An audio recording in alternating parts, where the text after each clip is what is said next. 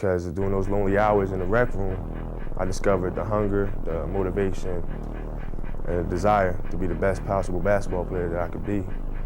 Monday, get better. Tuesday, get better. Wednesday, get better, right? And you do that over a period of time, not like 1 month or 2 months. I mean, it's 3, 4, 5, 6, 7, 8, 9, 10 years, and then you can get to where you want to go. I made a promise to myself from that day that I was going to work that hard every single day so that when I do retire, I have no regrets. And that was the most important thing for me, is to leave no stone unturned, get better every single day. And if I lived that way, then over time, I'd have something that was beautiful. But that was my philosophy. It seems like a pretty simple one, but if you live your life to just get better every single day, and do that for 20 years, I mean, what do you have? We're not on this stage just because of talent or ability. We're up here because of 4 a.m. We're up here because of 2-a-days or 5-a-days. We're up here because we had a dream and let nothing stand in our way. If anything tried to bring us down, we used it to make us stronger. It's just piece by piece, and it's the consistency of the work, which I feel like a lot of parents are missing today because we're not teaching that to our kids. We tend to say like kids don't want to do the work, but in reality it's us. I mean, we're failing them because we're not leading them the right way and teaching them how to fish, you know what I mean? And so like the consistency of work. Kobe was known as a fierce competitor on the basketball court. The greatest of all time, a writer, an Oscar winner, and the Black Mamba. Trivial things weren't going to pull my attention. It had to be things weren't going to pull my attention. It had to be things that I had a purpose. I wanted to be one of the best basketball players to ever play. And anything else that was outside of that lane, I didn't have time for. So when I retired, I didn't want to have to say, I wish I would have done more. I enjoy getting better.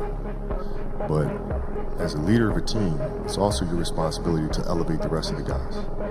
And what people tend to get stuck on a lot is saying, okay, the way to make players better is to pass them the ball when they're open. It's a very trivial way to look at things. What you have to do is you have to get them emotionally to want to be better. You have to get them to an emotional space where they wake up every morning driven to be the best version of themselves, right?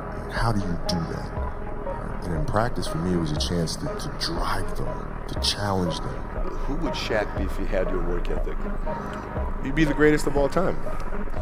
What I have to do now is make sure that the people that we bring in, these obsessives that we bring in, are challenging themselves to do the best job that they think they can do. That's what I'm there for, is for them to constantly look in the mirror and self-assess and challenge themselves.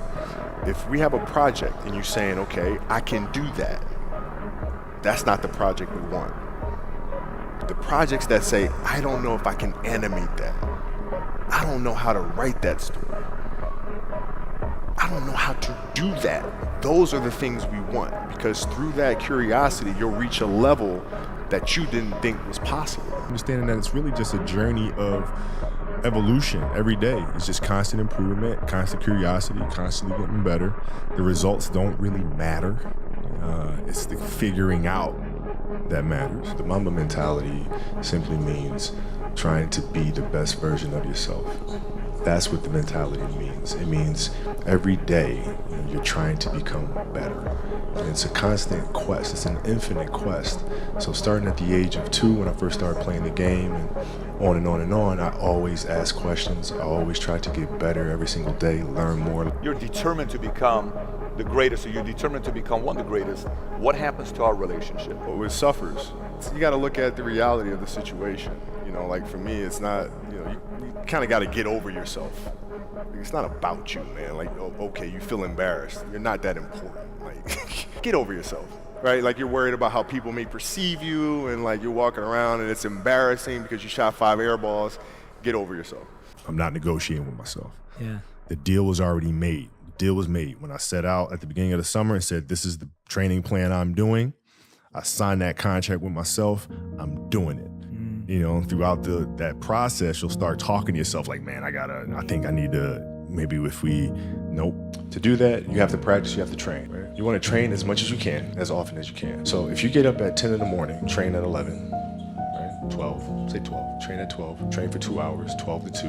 You have to let your body recover. So you eat, recover, whatever. You get back out, you train, start training again at 6. Train from 6 to 8, right? And now you go home, you shower, you eat dinner, you go to bed, you wake up, you do it again, right? Those are 2 sessions. Right? Now imagine you wake up at 3, you train at 4, you go 4 to 6, come home, breakfast, relax, blah, blah, blah. Now you're back at it again, 9 to 11, right? You relax, and now all of a sudden you're back at it again, 2 to 4, and now you're back at it again, 7 to 9. Look how much more training I have done by simply starting at 4, right? And so now you do that, and as the years go on, the separation that you have with your competitors and your peers just grows larger and larger and larger and larger and larger. And by year 5 or 6, doesn't matter what kind of work they do in the summer, they're never going to catch up because they're 5 years behind.